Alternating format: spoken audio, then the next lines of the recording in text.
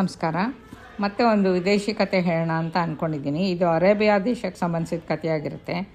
ನಿಜವಾದ ಕನಸು ಅಂತ ಈ ಕತೆಗೆ ಶೀರ್ಷಿಕೆ ಇದೆ. ಬಾಗ್ದಾದ್ನಲ್ಲಿ ಅಬ್ದುಲ್ಲಾ ಅಂತ ಒಬ್ಬ ಬಡವ ಇರ್ತಾನೆ. ಅವನೆಷ್ಟೇ ಪ್ರಯತ್ನ ಮಾಡಿದ್ರೂ ಕೂಡ ಅವನಿಗೇನು ಸರಿಯಾದ ಸಂಪಾದನೆ ಸಿಗ್ತಾ ಇರಲ್ಲ, ಕೆಲಸ ಸಿಗಲ್ಲ. ಅದರ ಸಂಸಾರಕ್ಕೆ ಬೇಕಾದಷ್ಟು ಅನ್ನ ಬಟ್ಟೆ ಹೊಂದಿಸಲಾಗದೆ ಕಷ್ಟಪಡ್ತಾ ಇರ್ತಾನೆ. ಹೆಂಡತಿ ಮಕ್ಕಳು ಒಂದೊಂದ್ಸಲ ಹಸ್ಕೊಂಡೇ ಮಲಗಬೇಕಾಗ್ತಿರುತ್ತೆ. ಆ ಥರ ಇರುತ್ತೆ. ಸಂಸಾರ ಜವಾಬ್ದಾರಿ ನೋಡಿಕೊಳ್ಳಾಗದಕ್ಕೆ ಅವನಿಗೆ ಪತ್ನಿ ಅವ್ನು ಯಾವಾಗಲೂ ಬೈತಾ ಇರ್ತಾಳೆ. ನೀನು ಕೈಲಾಗ್ದವನು, ನಿನಗೆ ಸಂಸಾರದ ಮೇಲೆ ಅಕ್ಕರೆ ಇದ್ರಲ್ಲವೇ ಏನಾದರೂ ಕೆಲಸ ಕಾರ್ಯ ನೋಡ್ಕೋತಿದ್ದೆ, ಈ ಜನ್ಮದಲ್ಲಿ ನೀನು ದೇವ್ರಿಗೆ ಕ್ಷಮಿಸಲ್ಲ ಅಂತ ಬಾಯಿಗೆ ಬಂದಂಗೆ ದಿನಾಗಲೂ ಬೈತಾ ಇರ್ತಾಳೆ. ಈ ದಿನಾನೂ ಕೆಲಸ ಸಿಗಲಿಲ್ಲ. ಹೆಂಡತಿ ಮಕ್ಕಳ ಗತಿ ಏನಾಗುತ್ತೋ ಅಂತ ಮನೆಯಲ್ಲಿ ಒಂದು ದಿವಸ ಹೆದರ್ಕೊಂಡು ಅಬ್ದುಲ್ಲಾ ಮನೆಗೆ ಬರ್ತಾನೆ. ಹಸಿವಿನ ಬಾಧೆ, ಹೆಂಡತಿ ಬೈಗಳು ಸಾಲದೆಂಬಂತೆ ರಾತ್ರಿಯಲ್ಲಿ ಅವನು ಕಣ್ಣು ಮುಚ್ಚಿದ್ರೆ ಅಬ್ದುಲ್ಲಂಗೆ ಒಂದು ವಿಚಿತ್ರ ಕನಸು, ವಿಚಿತ್ರ ನೋವು ಬರ್ತಿರುತ್ತೆ. ಅದೊಂದು ಭಯಂಕರ ಕನಸು ಅವನಿಗೆ. ಒಂದು ರಾತ್ರಿ ಕೂಡ ಆ ಕನಸು ಬಂದೇ ಬರ್ತಿರುತ್ತೆ. ಕನಸು ಬರದೇ ಇರೋದೇ ಇಲ್ಲ. ಬಂದ ಕನಸೇ ಮತ್ತೆ ಮತ್ತೆ ಬರ್ತಿತ್ತು. ದಾರಿ ಕಾಣದ ಮರಳುಗಾಡಿನಲ್ಲಿ ಒಬ್ಬನೇ ಅವನು ನಡ್ಕೊಂಡು ಹೋಗ್ತಾ ಇರ್ತಾನೆ.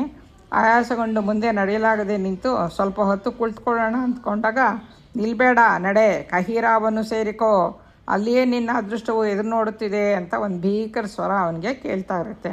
ಅಬ್ದುಲ್ಲಾ ಭಯದಿಂದ ನಡ್ಕೊಂಡು ಹೋಗಿ ಗಾಬರಿಯಿಂದ ಎಚ್ಚರಾಗಿ ಹೋಗ್ತಿರುತ್ತೆ. ಅವನಿಗೆ ಕನಸಿನ ಧ್ವನಿಯನ್ನು ಸೂಚುವಂತೆ ಕಹೀರಾಗೆ ಹೋಗೋಣ ಅಂತ ಅವಾಗವಾಗ ಯೋಚನೆ ಮಾಡ್ಕೊತಾನೆ. ಏನು, ನೀನು ಕಹೀರಾಗೆ ಹೋಗುತ್ತೀಯಾ? ನಮ್ಮನ್ನು ಇಲ್ಲಿ ಬಿಟ್ಬಿಟ್ಟು ನೀನು ಮಾತ್ರ ತಪ್ಪಿಸ್ಕೊಂಡು ಓಡೋಗ್ಬೇಕು ಅಂತಿದ್ಯಾ ಅಂತ ಅವನ ಹೆಂಡತಿ ಉರಿದುರಿದು ಬೀಳ್ತಿರ್ತಾಳೆ ಅವನ ಮೇಲೆ.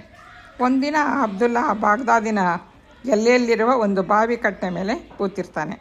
ನಗರದ ಕಡೆ ಹೋಗೋ ವಾಹನಗಳು ಒಂಟೆ ಎಲ್ಲ ಇರುತ್ತಲ್ಲ, ಅಲ್ಲಿ ನೀರಿಗಾಗಿ ನಿಂತ್ಕೋತಾ ಇರ್ತಾರೆ. ವಾಹನದಲ್ಲಿ ಬರೋ ವರ್ತಕರಿಗೆ ಸಣ್ಣ ಪುಟ್ಟ ಕೆಲಸ ಮಾಡಿಕೊಟ್ಟು ಅವ್ರು ಕೊಡೋ ದಿನಾರಗಳನ್ನು, ಅಂದರೆ ದಿನಾರ ಅಂದರೆ ದುಡ್ಡು, ಬಾಗ್ದಾದಿನ ದುಡ್ಡು, ಅದನ್ನು ಅವನು ಪಡ್ಕೋತಾನೆ. ಹಾಗೆ ಒಂದಿನ ಅಬ್ದುಲ್ಲಾ ಬಾವಿ ಕಟ್ಟೆ ಮೇಲೆ ಕೂತ್ಕೊಂಡು ರಾತ್ರಿಯಲ್ಲಿ ತನ್ನನ್ನು ಘಾಸಿಗೊಳಿಸುವ ಭಯಂಕರ ಕನಸನ್ನು ಕುರಿತು ಯೋಚನೆ ಮಾಡ್ತಾ ಇರ್ತಾನೆ. ಆವಾಗ ಒಂದು ವರ್ತಕರ ಗುಂಪು ಆ ಕಡೆ ಬರುತ್ತೆ. ಅಬ್ದುಲ್ಲಾ ಎದ್ದು ಬಂದು ವರ್ತಕರಿಗೆ ಎಳ್ನೀರು ಕೊಡೋದು, ನೀರು ತಗೊಡೋದು, ಒಂಟೆಗಳಿಗೆ ಮೇವು ಹಾಕೋದು ಇತ್ಯಾದಿ ಕೆಲಸ ಮಾಡ್ತಾನೆ. ಬಾವಿಯಿಂದ ನೀರು ಎಳಿತಾ ಇರಬೇಕಾದ್ರೆ ಇಬ್ಬರು ವರ್ತಕರ ಸಂಭಾಷಣೆ ಅವನ ಕಿವಿಗೆ ಬೀಳುತ್ತೆ.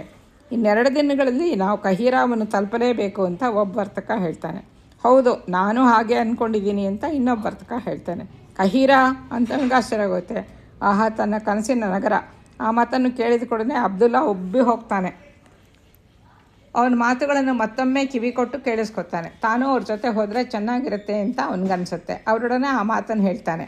ಅವನನ್ನು ಕರ್ಕೊಂಡು ಹೋಗೋದಕ್ಕೆ ಅವರು ಒಪ್ಕೊತಾರೆ. ವರ್ತಕನ ಗುಂಪಿನ ಜೊತೆ ತಾನು ಹೋಗೋದು ತನ್ನ ಗಯಾಳಿ ಹೆಂಡತಿ ಕಣ್ಣಿಗೆ ಬೀಳಬಾರ್ದು ಅಂತ ಎಚ್ಚರಿಕೆಯಿಂದ ಅವನು ಅಂಗವಸ್ತ್ರವನ್ನು ಮುಖಕ್ಕೆ ಮರೆ ಮಾಡಿಕೊಂಡು ಅವರೊಡನೆ ಹೊರಟೋಗ್ತಾನೆ. ವರ್ತಕರ ಗುಂಪು ಬಾಗ್ದಾದಿಂದ ಕಹೀರಾಗಿ ಹೋಗುತ್ತೆ. ಸುಡುತ್ತಿರೋ ಮರುಭೂಮಿಯಲ್ಲಿ ಅತಿ ಪ್ರಯಾಸದಿಂದ ಅಬ್ದುಲ್ಲನ ಪ್ರಯಾಣ ಮುಂದುವರಿಯುತ್ತೆ. ಕೊನೆಗೆ ಗುಂಪು ಕಹೀರಾವನ್ನು ಸೇರಿಕೊಳ್ಳುತ್ತೆ. ನಗರದಲ್ಲಿ ಮುಖ್ಯದ್ವಾರ ಸೇರಿದ ತಕ್ಷಣ ವಾಹನಗಳನ್ನು ಅಲ್ಲೇ ಬಿಟ್ಟು ವರ್ತಕರೆಲ್ಲರೂ ತಮ್ಮ ಕೆಲಸದ ಮೇಲೆ ನಗರದೊಳಗೆ ದಿಕ್ಕಿಗೊಬ್ಬೊಬ್ಬರಂತೆ ಹೊರಟೋಗ್ತಾರೆ. ಅಬ್ದುಲ್ಲಂಗೇನು ಗೊತ್ತಿರಲ್ವಲ್ಲ. ಅಬ್ದುಲ್ಲಾ ಅಷ್ಟರಲ್ಲಿ ಪ್ರಯಾಣದ ಬಳಲಿಕೆ ಆಗೋಗಿರುತ್ತಲ್ಲ, ಜೊತೆಗೆ ವಿಪರೀತ ಹಸುವಾಗಿರುತ್ತೆ. ಬಲಗುಂದಿ ಬಳಲುತ್ತಾ ದಾರಿ ಪಕ್ಕದಲ್ಲಿ ಒಂದು ಖರ್ಜೂರದ ಮರದ ಕೆಳಗೆ ಕುಳಿತುಕೊತಾನೆ. ಸ್ವಲ್ಪ ಹೊತ್ತಿನ ಹಾಗೆ ನಿದ್ದೆ ಬಂದುಬಿಡುತ್ತೆ ಅವನಿಗೆ. ಅವನು ಕಣ್ಣು ತೆರೆಯೋ ಹೊತ್ತಿಗೆ ಸೂರ್ಯ ಮುಳುಗ್ಬಿಟ್ಟು ಕತ್ಲೆ ಆಗಿ ಹೋಗಿರುತ್ತೆ. ಇದ್ದಕ್ಕಿದ್ದಂತೆ ಯಾರೋ ತನ್ನನ್ನು ಹಿಡಿದು ಅಲ್ಲಾಡಿಸಿಂದ ಬೆಚ್ಚಿ ತಲೆ ಎತ್ತಿ ನೋಡ್ತಾನೆ. 2 ಸಿಪಾಯಿಗಳು ಕಂಡು ಬರ್ತಾರೆ. ಓಹೋ, ಹೊಸ ಭಿಕ್ಷುಕನೋ, ಎಲ್ಲಿಂದ ಬಂದೆ ಅಂತ ಒಬ್ಬ ಸೈನಿಕ ಗದರ್ತಾನೆ. ತಾನು ಭಿಕ್ಷುಕ ಅಲ್ಲ ಅಂತ ವಿವರಿಸೋಕ್ಕೆ ಅಬ್ದುಲ್ಲಾ ಪ್ರಯತ್ನ ಪಡ್ತಾನೆ. ಆದರೆ ಸೈನಿಕರದನ್ನೇನು ಕೇಳಿಸ್ಕೊಳ್ಳಲ್ಲ. ಅಳುತ್ತಾ ಬಿಡಿಸ್ಕೊಳ್ಳಿ ಎತ್ತಿಸ ಅಬ್ದುಲ್ಲಾನ ದರದರನ್ನು ಎಳೆದೊಯ್ದು ಸೆರೆಮನೆಯಲ್ಲಿ ಹಾಕ್ಬಿಡ್ತಾರೆ. ಆ ರಾತ್ರಿ ಹಲವಾರು ವರ್ಷಗಳ ನಂತರ ಅಬ್ದುಲ್ಲಾನಿಗೆ ಮೊಟ್ಟ ಮೊದಲ ಸಲುವಾಗಿ ಆ ವಿಚಿತ್ರ ಕನಸು ಬರಲಿಲ್ಲ. ಅವತ್ತು ಆಯಾಸ ಆಗಿರ್ತಲ್ಲ, ಮಲ್ಕೊಂಬಿಟ್ಟಿರ್ತಾನಲ್ಲ. ಮಾರನೇ ದಿನ ಬೆಳಗಾದೊಡನೆ ಅವನನ್ನು ನ್ಯಾಯಾಧಿಕಾರಿ ಮುಂದೆ ತೊಗೊಂಬಂದು ನಿಲ್ಲಿಸ್ತಾರೆ. ನ್ಯಾಯಾಧಿಕಾರಿ ಮತ್ತೊಬ್ಬ ಭಿಕ್ಷುಕ ಮೇಲಾಗಿ ಹೊಸಬ ಅಂತ ಕೋಪ ಮಾಡಿಕೊಂಡು ಕೇಳ್ತಾನೆ. ಕಹೀರಾದಲ್ಲಿ ಭಿಕ್ಷೆ ಬೇಡೋದು ಅಪರಾಧ ನಿಂಗೆ ಗೊತ್ತಿಲ್ವಾ ಅಂತ ದಬಾಯಿಸ್ತಾನೆ. ಪ್ರಭುಗಳು ಕ್ಷಮಿಸಬೇಕು, ನಾನು ಭಿಕ್ಷುಕನಲ್ಲ, ಬಾಗ್ದಾದ್ನಿಂದ ಅದೃಷ್ಟವನ್ನು ಅರಿಸಿಕೊಂಡು ಬಂದಿದ್ದೇನೆ ಅಂತ ಅಬ್ದುಲ್ಲಾ ಕಣ್ಣೀರಿಡ್ತಾ ಕತೆ ಹೇಳ್ತಾನೆ. ಅದೃಷ್ಟ ಅನಿಸ್ಕೊಂಡು ಅನೇಕರು ಬರ್ತಾರೆ, ಆದರೆ ಬಂದಮೇಲೆ ಭಿಕಾರಿಗಳಾಗಿ ಹೋಗ್ತಾರೆ. ಅದಿರಲಿ, ನೀನು ಅದೃಷ್ಟವನ್ನು ಬಾಗ್ದಾದ್ನಲ್ಲೇ ಹುಡುಕೊಳ್ಳದೆ ಇಷ್ಟು ದೂರ ಯಾಕೋ ಬಂದೆ ಅಂತ ನ್ಯಾಯಾಧಿಕಾರಿ ದಬಾಯಿಸ್ತಾನೆ. ಅಷ್ಟರಲ್ಲಿ ಅತ್ಯಂತ ಬಳಲಿ ಹೋಗಿದ್ದ ಅಬ್ದುಲ್ಲಾ ತನಗೆ ನಿತ್ಯ ಬರುತ್ತಿದ್ದ ಕನಸಿನ ಬಗ್ಗೆ ನ್ಯಾಯಾಧಿಕಾರಿಗೆ ವಿವರಿಸ್ಬಿಟ್ಟು ಆ ವಿಚಿತ್ರ ಕನಸಿನ ಕಾರಣದಿಂದ ಇಲ್ಲಿಗೆ ಬಂದೆ ಪ್ರಭು ಅಂತ ಅರಿಕೆ ಮಾಡ್ಕೊತಾನೆ. ನ್ಯಾಯಾಧಿಕಾರಿ ಗೊಳ್ಳನೆ ನಕ್ಕು, ಕನಸಿನ ಕಾರಣದಿಂದ ಇಷ್ಟು ದೂರ ಬಂದ್ಯಾ, ನಿಜವಾಗೂ ನೀನೊಬ್ಬ ಮೂರ್ಖನೇ. ಬಾಗ್ದಾದಿಂದ ಕಹೀರಾಗಿ ಬರಬೇಕಾದ್ರೆ ಎಷ್ಟು ಕಷ್ಟದ ಪ್ರಯಾಣ ಮಾಡಬೇಕು, ದಾರಿಯಲ್ಲಿ ನಿನ್ನ ಪ್ರಾಣ ಹೋಗ್ದಿರೋದು ಆಶ್ಚರ್ಯ ಆಗಿದೆ. ಇನ್ನೇನು ಕನಸನ್ನು ಮರ್ತುಬಿಡು, ಬಂದ ದಾರಿಯಲ್ಲಿ ಬಾಗ್ದಾದಿಗೆ ಹಿಂದಿರುಗಿ ಹೋಗು, ನಿನಗೆ ಯೋಗದ ಜೀವನೋಪಾಯವನ್ನು ಅಲ್ಲೇ ಹುಡುಕೋ ಅಂತ ಹೇಳಿಬಿಡ್ತಾನೆ. ಆನಂತರ ಅವನು ತನ್ನ ರೇಷ್ಮೆ ಚೀಲದಿಂದ ಕೆಲವು ದಿನಾರಗಳನ್ನು ತೆಗೆದು ಅಬ್ದುಲ್ಲಾನಿಗೆ ಕೊಡ್ತಾನೆ. ಕೊಟ್ಬಿಟ್ಟು, ಇಂತಹ ತಪ್ಪುಗಳನ್ನು ಇನ್ಯಾವಾಗಲೂ ಮಾಡಬೇಡ, ಕನಸನ್ನು ನಂಬ್ಕೋಬೇಡ, ಕನಸು ಎಂದಿಗೂ ನಿಜವಾಗಲ್ಲ. ನಿನ್ನ ಕನಸಿನಂತಹದೇ ಕನಸು ನನಗೂ ಬರುತ್ತೆ ಪ್ರತಿ ರಾತ್ರಿ, ನಿನಗೆ ಗೊತ್ತಾ? ಹಾಗೆ ಅಂದ್ಕೊಂಡು ಅದನ್ನು ನಂಬಿ ಹೋಗಲು ನಾನೇನು ಮೂರ್ಖ ಅಂದ್ಕೊಂಡಿದ್ಯಾ? ಆ ಕನಸನ್ನೇ ನಂಬಿದರೆ ನಾನು ಈ ಒಳ್ಳೆಯ ಪದವಿ ಬಿಟ್ಟು ಯಾವಾಗಲೂ ಹೋಗಬೇಕಾಗಿತ್ತು ಅಂತಾನೆ. ಅಬ್ದುಲ್ಲಾ ನ್ಯಾಯಾಧಿಕಾರಿ ವಿಚಿತ್ರವಾಗಿ ನೋಡ್ತಾನೆ.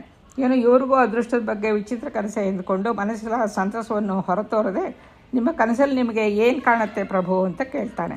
ನಿನಗಾದಂತೆಯೇ ಪ್ರತಿ ರಾತ್ರಿಯೂ ಕನಸಿನಲ್ಲಿ ಒಂದು ವಿಚಿತ್ರ ಧ್ವನಿಯು ಬಾಗ್ದಾದ್ ನಗರದ ಪೂರ್ವ ದಿಕ್ಕಿನಲ್ಲಿರುವ ಒಂದು ಹಾಳು ಮನೆಗೆ ಹೋಗು, ಆ ಮನೆಯ ಅಂಗಳದಲ್ಲಿರುವ ಹಳೆಯ ಬಾವಿಯ ಪಕ್ಕದಲ್ಲಿ ಒಂದು ಕಲ್ಲು ಬಂಡೆ ಕಾಣುತ್ತದೆ, ಅದನ್ನು ಪಕ್ಕಕ್ಕೆ ತಳ್ಳಿ ಅಲ್ಲಿ ತೋಡಿ ನೋಡು, ತುಂಬ ಆಳವಾಗಿ ತೋಡು, ನೀರು ದೊರಕುತ್ತದೆ ಅಂತ ಹೇಳುತ್ತೆ ಅಂತ ನ್ಯಾಯಾಧಿಕಾರಿ ನನಗೆ ಬಂದ ಕನಸನ್ನು ವಿವರವಾಗಿ ಅಬ್ದುಲ್ಲಂಗೆ ಹೇಳ್ತಾನೆ. ಅಬ್ದುಲ್ಲಂಗೆ ಆಶ್ಚರ್ಯ ಆಗೋಗುತ್ತೆ. ನ್ಯಾಯಾಧೀಶರಿಗೆ ಕೃತಜ್ಞತೆ ಹೇಳಿಬಿಟ್ಟು ಬಾಗ್ದಾದ್ಗೆ ವಾಪಸ್ ಹೋಗ್ತಾನೆ. ಈಗ ಅವನಿಗೆ ಜೊತೆಯಾಗಿ ವರ್ತಕರ ಗುಂಪು ವಾಹನವು ಯಾವುದೂ ಇರಲ್ಲ. ಆದರೂ ಅವನು ಅದನ್ನು ಲೆಕ್ಕಕ್ಕಿಡಲಿಲ್ಲ. ಸುಡು ಬಿಸಿಲು ಅವನನ್ನು ತಡೆಯಲ್ಲ. ರಾತ್ರಿ ಆದ ತಕ್ಷಣ ಕೊರೆ ಚಳಿ ಕೂಡ ಅವನಿಗೆ ಆಯಾಸ ಉಂಟು ಮಾಡಲ್ಲ. ಆಗಾಗ್ಗೆ ತಂಪಾದ ಗಾಳಿಯಿಂದ ಅವನ ಆಯಾಸ ಕಳ್ಕೊಂಡು ಓಯಸಿಸ್ ಇರುತ್ತಲ್ಲ ಅಲ್ಲೆಲ್ಲ ಪ್ರಯಾಣದ ವೇಗವನ್ನು ಜಾಸ್ತಿ ಮಾಡಿಕೊಂಡು ಊರು ಸೇರ್ಕೋತಾನೆ. ಕೊನೆಗೆ ಅವನು ಬಾಗ್ದಾದ್ಗೆ ಬಂದು ನಗರದ ಪೂರ್ವ ದಿಕ್ಕಿನ ಎಲ್ಲೆಗೆ ಹೋಗ್ತಾನೆ. ನ್ಯಾಯಾಧಿಕಾರಿ ಹೇಳಿದಂತೆಯೇ ಅಲ್ಲೊಂದು ಹಾಳು ಸೌಧ ಕಂಡು ಬರುತ್ತೆ. ಕಸಗಡ್ಡೆಗಳಿಂದ ತುಂಬಿದ ಅದರ ಅಂಗಳವನ್ನು ಪ್ರವೇಶಿಸಿ ಅಲ್ಲಿದ್ದ ಹಾಳು ಬಾವಿನ ನೋಡ್ತಾನೆ. ಸ್ವಲ್ಪ ಹೊತ್ತು ಹುಡುಕಿದಾಗ ಅವನ ಬಂಡೆ ಕೂಡ ಕಂಡು ಬರುತ್ತೆ. ಪ್ರಯಾಸಪಟ್ಟು ಅದನ್ನು ಪಕ್ಕಕ್ಕೆ ತಳ್ತಾನೆ. ಅಲ್ಲೇ ಹತ್ತಿರದಲ್ಲಿ ದೊರೆತ ಒಂದು ಸಲಾಕೆಯಿಂದ ಬಂಡೆ ಇದ್ದ ಸ್ಥಳವನ್ನು ತೋಡ್ತಾನೆ. ಸ್ವಲ್ಪ ಆಳವಾಗಿ ತೋಡಿದಾಗ ಏನೋ ಒಂದು ಗಟ್ಟಿಯಾಗಿ ಅವನಿಗೆ ತಗಲತ್ತೆ. ಮಣ್ಣನ್ನು ತೆಗೆದು ಜೋಪಾನವಾಗಿ ಹೊರತೆಗೆದಾಗ ಅದೊಂದು ಆಡಿನ ಚರ್ಮದ ಚೀಲ ಆಗಿರುತ್ತೆ. ಅದು ತುಂಬ ಭಾರವಾಗಿರುತ್ತೆ. ಅತ್ಯಂತ ಆನಂದದಿಂದ ಅದನ್ನು ತೆರೆದು ನೋಡಿದ್ರೆ ಆಹಾ, ಮುತ್ತು, ರತ್ನ, ಮಾಣಿಕ್ಯ, ಚಿನ್ನ, ಬೆಳ್ಳಿ ಆಭರಣ. ಅವನ ಕಷ್ಟ ಸಾರ್ಥಕವಾಗುತ್ತೆ. ಅದೃಷ್ಟ ಸಾಕ್ಷಾತ್ಕರಿಸಿರುತ್ತೆ ಅವನಿಗೆ. ಅಬ್ದುಲ್ಲಾ ಚೀಲವನ್ನು ಮತ್ತೆ ಭದ್ರವಾಗಿ ಕಟ್ಟಿ ಕಂಕಳಲ್ಲಿ ಇಟ್ಕೊಂಡು ಮನೆಗೆ ಹೊರಡ್ತಾನೆ. ಹೆಂಡತಿ ಬಾಗಿಲು ತೆರೆದು ಅವನನ್ನು ವಿಚಿತ್ರವಾಗಿ ನೋಡ್ತಾಳೆ. ಮರುಕ್ಷಣವೇ ಕೋಪದಿಂದ ಮುಖ ಸಿಂಡರಿಸ್ಕೊಂಡು, ಏನೋ ಹಿಂದಿರುಗಿ ಬಂದ್ಯಾ? ಇಷ್ಟು ದಿನ ಎಲ್ಲೋಡೋಗಿದ್ದಿ? ಕಹಿರಾದಲ್ಲಿ ನಿನ್ನ ಸಂಪತ್ತು ನಿನಗೆ ದೊರಕ್ತೆ ಅಂತ ಹಂಗಿಸುವ ಹಾಗೆ ಕೇಳ್ತಾಳೆ. ದೊರಕಿತು ಅಂತ ಅಬ್ದುಲ್ಲಾ ಹೊಳೆಯುತ್ತಿರುವ ಕಣ್ಣಿನಿಂದ ಪತ್ನಿ ಮೂದಲಿಕೆ ಇವನಿಗೆ ಒಂದು ಚುತ್ತು ನೋವು ಕೊಡೋದಿಲ್ಲ. ಅವನಿಗೆ ಚರ್ಮದ ಚೀಲವನ್ನು ಬೀಚ್ತಾನೆ. ಮುತ್ತು ಮಾಣಿಕ್ಯಗಳು ಪಳಪಳ ಹೊಳೆಯುತ್ತೆ. ಅವಳು ಒಂದು ಕ್ಷಣ ದಿಗ್ಭ್ರಾಂತಿ ಆಗ್ತಾಳೆ. ಬಾಯಿಂದ ಒಂದು ಮಾತು ಹೊರಬರಲ್ಲ. ಆಗ ಮಾತ್ರವಲ್ಲ, ಆ ನಂತರ ಜೀವನ ಪೂರ್ತಿ ಅವನು ಬೈಯೋದು ಮಾಡಲೇ ಇಲ್ಲ. ಅವಳು ಆಮೇಲೆ ಬಾಯೇ ತೆರೆಯಲ್ಲ, ಸುಮ್ಮನೆ ಇಟ್ಬಿಡ್ತಾಳೆ. ಅಬ್ದುಲ್ಲಾ ಸಂಸಾರದೊಂದಿಗೆ ಸುಖ ಸಂತೋಷ ನೆಮ್ಮದಿಯಿಂದ ಜೀವನವನ್ನು ಸಾರ್ಥಕ ಮಾಡ್ಕೊತಾನೆ. ನಮಸ್ಕಾರ.